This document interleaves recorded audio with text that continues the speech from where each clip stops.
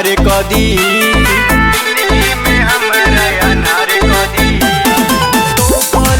झवायु घर कदी जिंदगी में हमारा अनार कदी संगे हमरा सूते खातिर रात भर जागता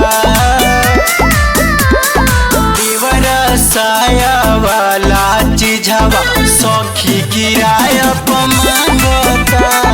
दीवारा साया वाला चीजवा सखी किराया मांगता।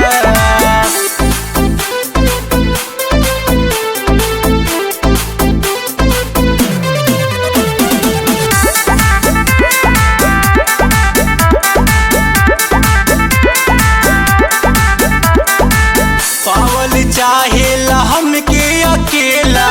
खेलल चाहेला हौवाला खेला जीव के काल हमर भइल बाटे हो जाई कहियो बड़का झमेला पावल चाहेला हमके अकेला खेलल चाहेला हौवाला खेला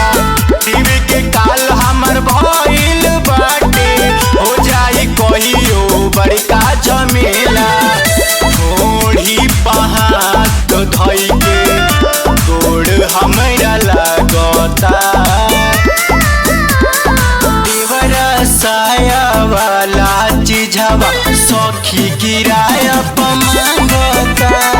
दीवारा साया वाला चीजवा सखी किराया मांगता।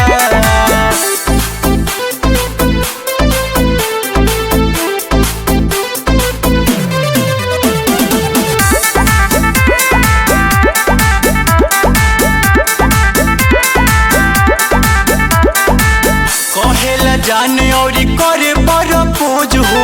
दिहल चाहेला सैया वाला डोज हो करीला मेकअप त रूपवा निहारे मांगेला चुमा सखिया के रोज रोज हो मांगेला चुमा सखिया के रोज रोज हो कहेला जाने और करे परपोज हो दिहल चाहता सैया वाला डोज हो करीला मेकअप त रूपवा निहारे मांगेला चुमाया के सखी रोज रोज हो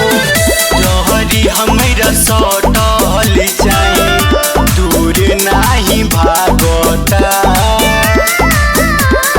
दीवारा साया वाला चीजवा सखी किरा